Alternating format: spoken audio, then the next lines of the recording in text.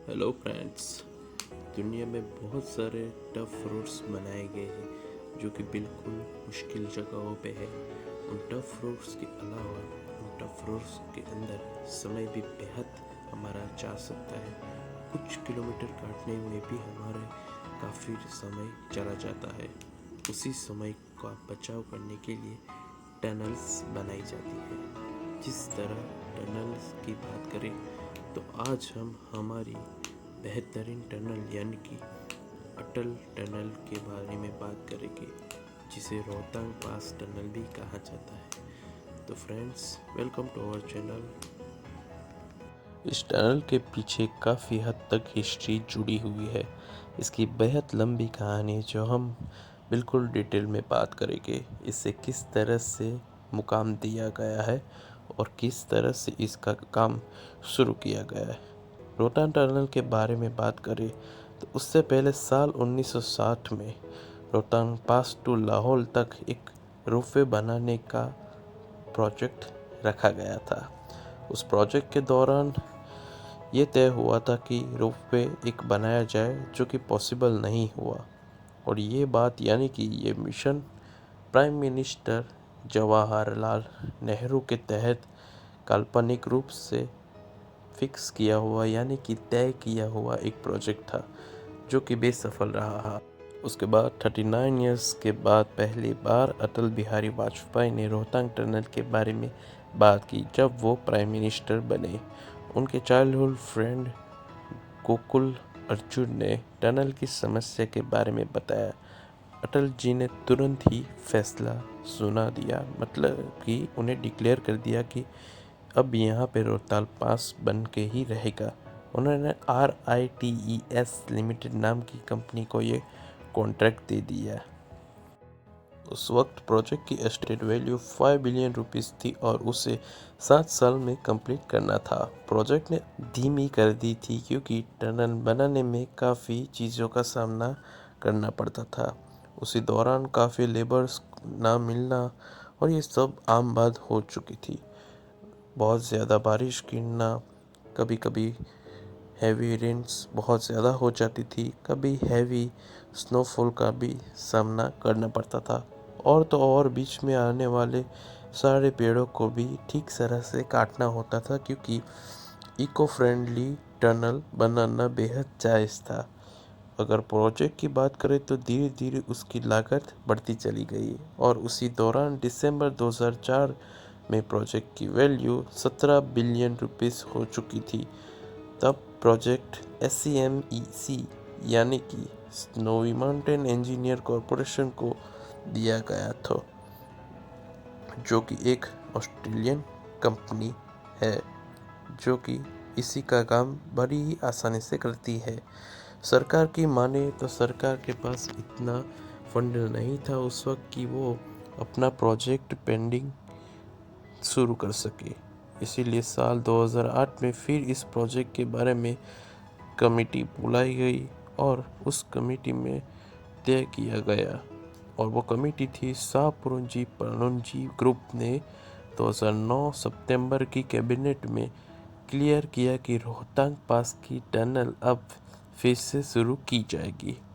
उसके बाद 28 जून 2010 में उसका काम पूरी जोरों से शुरू हो गया।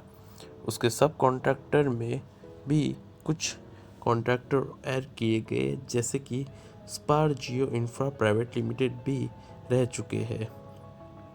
25 दिसंबर 2019 में प्राइम मिनिस्टर नरेंद्र मोदी ने इस टनल का नाम अटल टनल रखा है। ये नाम उनकी बर्थडे पर रखा गया था। अगर 10 साल के स्टेटस की बात करें और इसकी प्रोजेक्ट के प्रोग्रेस की बात करें तो टोटल हम ये बात करेंगे कि टोटल इसकी लेंथ 9 किलोमीटर है और ये बेहद लंबी है। उसके बाद जॉन 2012 में इसी टनल को 2.5 किलोमीटर कंप्लीट की गई थी। इन जून 2012 में 3.5 किलोमीटर कंप्लीट की गई थी। इसके बाद हैवी रेन्स और बर्फ़ की वजह से एक साल डिले हो गया था। अक्टूबर 2013 में 4.4 किलोमीटर कंप्लीट की गई थी। सितंबर 2014 में 4.4 किलोमीटर कंप्लीट की गई थी। उसके बाद दिसंबर 2016 में 7.6 किलोमीटर कंप्लीट की गई थी। दिसंबर के बाद मई में 2017 में 7.92 किलोमीटर कंप्लीट की गई थी। सितंबर में 276 मीटर कंप्लीट की गई थी। 22 नवंबर 2017 में टनल रेडी हो चुकी थी, लेकिन सिर्फ और सिर्फ एम्बुलेंस और लोकल बसेस के लिए ओपन की गई थी। उसके बाद जून 2019 में इस टनल का 90% वर्क पूरी तरह से कंप्लीट हो चुका था। सिर्फ इलेक्ट्रिसिटी वर्क ही पेंडिंग में बोल रहा था। इसके बाद 3 अक्टूबर 2020 को इसी टनल का उद्घाटन पीएम नरेंद्र मोदी करेंगे। चैनल जिसकी बात करें तो ये बेहद टफ था। लगातार हैवी स्नो में काम करना, हैवी स्नोफॉल में काम करना, उसकी वजह से टनल का काम विंटर में रुक जाता था। इन 10 सालों में करीब 46 एवलांच आए, जिसने काम करने में बेहद बाधा डाली। और सबसे महत्वपूर्ण बात ये थी कि टनल को बनाते वक्त बेहद बड़े पत्थर और खनिज पदार्थ का सामना करना था। कुछ वजह से उन पे पत्थर तोड़ने के लिए एक्सप्लोजन भी करना पड़ता था, जो कि बेहद विस्फोटक थी। टनल के स्पेसिफिकेशन की बात करें तो अब 43 किलोमीटर सेव हो सकते हैं आपकी। टनल की लंबाई 9.02 किलोमीटर है और उसकी चौड़ाई 10.00 मीटर है। टनल की हाइट सी लेवल से 3000 टू 3100 मीटर है। अगर टनल के अंदर कार की स्पीड को मापा जाए तो वे 80 किलोमीटर प्रति घंटा की रफ्तार से आप मैक्सिमम तक चला सकते हैं। टनल के अंदर एक साथ 3000 कार आ सकती है और एक साथ 1500 ट्रक भी अंदर समा सकती है। टनल की अप्रॉक्सीमेटली इस प्रोजेक्ट की लागत देखें तो 4000 करोड़ हुई है। ये दुनिया की सबसे लंबी टनल हाईवे है, जो हमारे देश के लिए गर्व की बात है।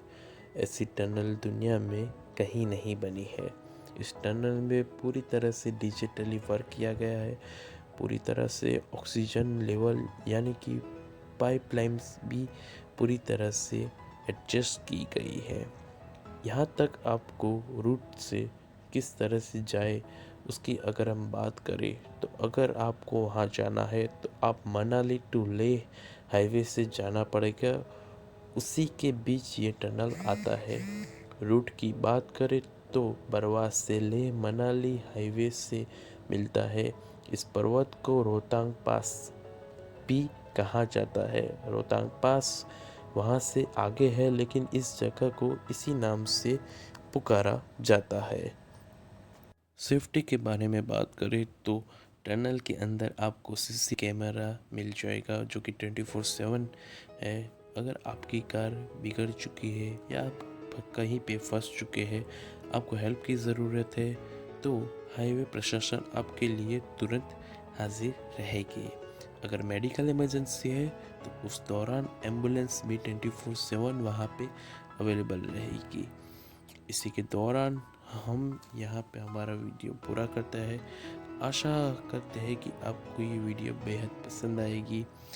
अगर हम बात करें डिटेल में तो ये हमारे लिए एक गर्व की बात है कि हमारे देश में कुछ इस तरह का भी कंस्ट्रक्शन हुआ है, जो कि बेहद काबिल तारीफ़ है। ये सारा का सारा दोष हमारे पीएम को जाता है, जिन्होंने इस टनल को पूरा करने के लिए अपनी पूरी हिम्मत और अपना पूरा साहस लगा दिया। हमारे देश के लेबर ने भी इसमें बेहद अपना योगदान दिया है, जो कि बेहद अच्छी बात है। सबसे अच्छी बात तो यह है कि इसके अंदर पूरी डिजिटल सेवाएं भी दी गई है। यहाँ की बात करें कि स्नोफॉल और विंटर सीज़न में इसके अंदर काम करना बेहद मुश्किल है। उस बावजूद लेबर को ढूंढ के लाना और लेबर की पूरी तरह से तक्केदारी रखना ये मुश्किल है, लेकिन पीएम मोदी ने ये मुमकिन करके दिखाया। आज हमारा देश सबसे आगे है इस टनल के हिसाब से, और स्टैचू के हिसाब से भी देखा जाए तो हमारा देश उसी में भी आगे है। बने रहिए हमारे चैनल के साथ। अगर हमारा वीडियो आपको पसंद आया तो प्लीज़ प्लीज़ लाइक कीजिए, शेयर कीजिए, सब्सक्राइब कीजिए और बेल आइकन दबाना बिल्कुल मत भूलिए। Thank you very